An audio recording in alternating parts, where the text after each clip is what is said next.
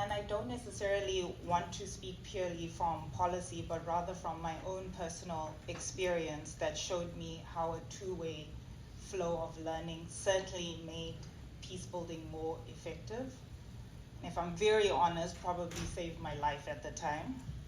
So my own entry into mediation was by default. And I say this because I went into a country not for mediation or a peace process at all. And while I was living in Kenya, I wanted to research on the Horn of Africa, and that's what I decided to do. And I wanted to go into all the countries as just a researcher, and that was my plan.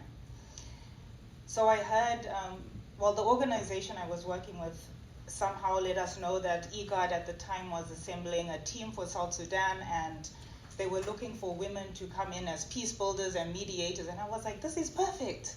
I'm going to submit my name. So I did. And I actually got rejected. And it wasn't even by IGAD. It was by my own team.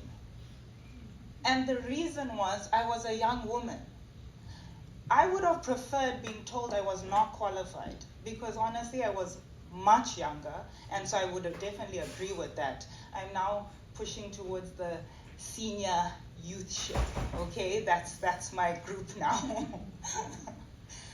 But the fact that there was a barrier perpetuated by my own team is, I think, a problem that deserves its own panel discussion, so we'll just pin that one there.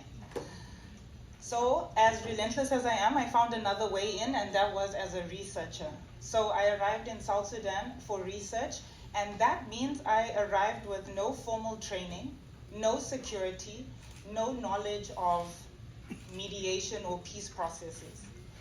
And the most I thought about was, what is the worst that can actually happen? And a mild version of the worst actually happened. And that was when I was in Yei and conflict broke out. When I reflect back, I think about the negotiation and the peace processes that took place was purely reactive. It had no training behind it. And so I remember in that chaos that I was with a group of women, and both older and younger. The elder women held a lot of wisdom and gave me a lot of the information of the social dynamics within that community and where were safe zones, where to go, and that was all the information that I actually had. I think that, when I remember speaking to these women and I asked them, what exactly do the boys want? And while they didn't really have an answer, I'm convinced to this day no one really had an answer at that time of what they wanted.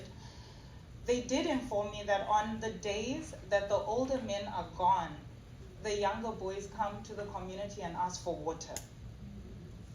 And then I was like, oh, okay. So after that, there was a period where the young boys actually did come for water. And I went with one of the younger girls and I said, I will come with you. And we went with 2 buckets and cups of water. And by the way, this is happening in such a short distance. It's not that far. So we went in, I introduced myself because I definitely stuck out like a sore thumb.